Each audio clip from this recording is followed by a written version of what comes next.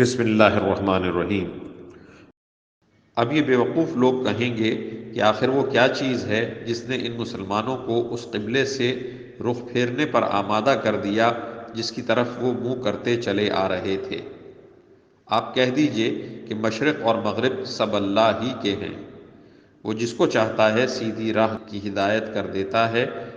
اور مسلمانوں، اسی طرح تو ہم نے تم کو ایک معتدل امت بنایا ہے تاکہ تم دوسرے لوگوں پر گواہ بنو اور رسول تم پر گواہ بنے۔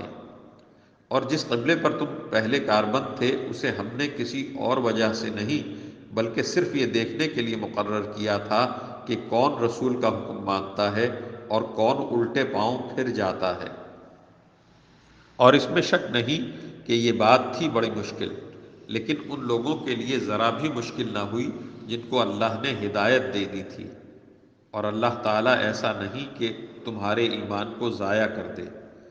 در حقیقت اللہ لوگوں پر بہت شفقت کرنے والا بڑا مہربان ہے۔